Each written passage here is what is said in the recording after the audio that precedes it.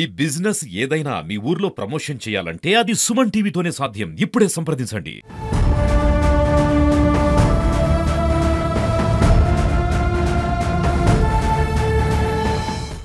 జమ్మూ కాశ్మీర్ ప్రాంతాల్లో జరిగినటువంటి ఉగ్రవాదులు ఏదైతే తీవ్రవాద చర్యకు పాల్పడి యాత్రికులను వారు విచక్షణారహితంగా కాల్చి చంపారో దానికి నిరసనగా విశ్వ హిందూ పరిషత్ ఆధ్వర్యంలో ఈరోజు ఈ యొక్క శ్రద్ధాంజలి కార్యక్రమం మేము చేస్తున్నాము. ఈ కార్యక్రమము ఇక ముందు ఎవరు కూడా ఎలాంటి ఉగ్రవాదులైనా భారతదేశ ప్రజలపై దాడులు చేయాలంటే భయపడే విధంగా భారత ప్రభుత్వము కఠినమైన నియమాలని తీసుకొస్తూ ఉగ్రవాదాన్ని అణగదొక్కేలా భారత ప్రధాని ఏ నిర్ణయం తీసుకున్నా అందుకు భారతదేశ ప్రజలం ప్రతి ఒక్కరం కట్టుబడి ఉంటామని మేము ఈ శ్రద్ధాంజలి కార్యక్రమంలో ప్రతిజ్ఞ చేస్తున్నాం. అలాగే ప్రతి ఒక్కరు కూడా చనిపోయిన వారి కోసం 2 నిమిషాలు మౌనం పాటించవలసిందిగా కోరుచున్నాం. లేకుంటే ఘనమైన నివాళులు అర్పించడం మాత్రమే మన సమస్యకు పరిష్కారం అవుతుందా అనే విషయాన్ని మనం ఒకసారి ఆలోచించుకోవాల్సిన అత్యవసరం ఉన్నది నాకున్నటువంటి భావన. ఎందుకంటే ఈ ముష్కరులు ఈ లష్కర్ తుబాయి వాళ్ళినటువంటి విఘటనలోన అమాయకమైన ప్రజలు ప్రాణాలు కోల్పోవడము, ఇది మనము నివాళులు అర్పించడము అంటే వాళ్ళ ఆత్మకు శాంతి చేయకుండా మాత్రమే కాదు, మనం దాని వెనుక ఉన్నటువంటి అంశాన్ని కూడా ఒకసారి పరిశీలించాల్సిన అవసరం ఎంత ఉందని చెప్పని చెప్తున్నారు.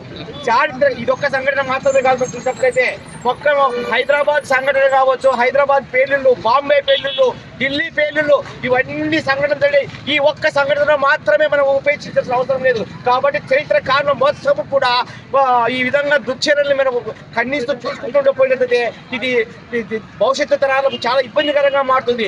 అయితే ఇదొక్కడే కాదు, ఒక్కసారి మనం చరిత్ర పరిశీలించినట్లయితే ఈ ఒక్కసారి మాత్రమే జరిగిందా భారతదేశ ప్రజలందరూ కూడా, భారతీయ రాజులు కూడా ఎవరు కూడా ఏ దురాక్రమణ కూడా చేయలేదు, ఎవరిపై దురాక్రమణ చేయలేదు, ఏ దుర్చర్యలకు పాల్పడలేదు.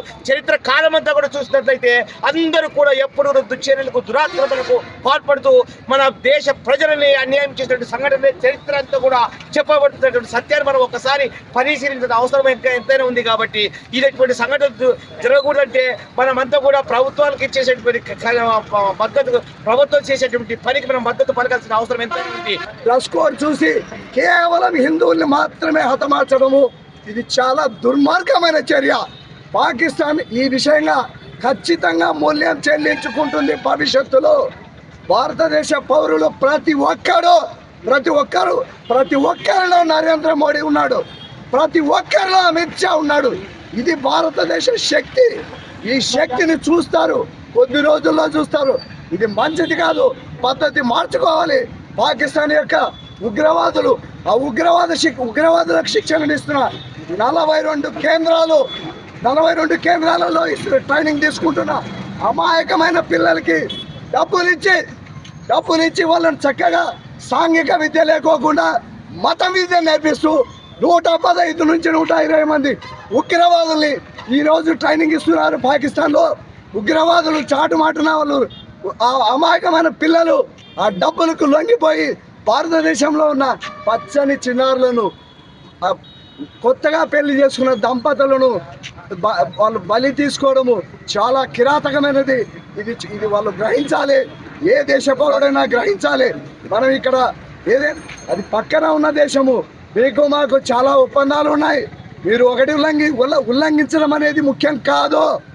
మీరు పక్కన ఉన్నారు, గుర్తుపెట్టుకోండి. మీరేమీ అంత పెద్ద దేశం ఏమి కాదు. ఇది భారతదేశం అన్ని విధాల అగ్రగామి దేశము.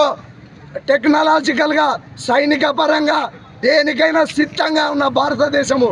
భారతదేశంతో పెట్టుకోవడము మూర్ఖమైన గడ్డలు పెంచుకొని మూర్ఖంగా మీరు ఈ దేశం మీదకి తీవ్రవాదాన్ని ఎగదోయడము అంత మంచిది కాదు.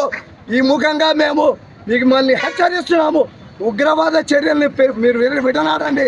మీ దేశాన్ని మీరు అభివృద్ధి చేసుకోండి, మమ్మల్ని మా దేశాన్ని చక్కగా అభివృద్ధి కానివ్వండి.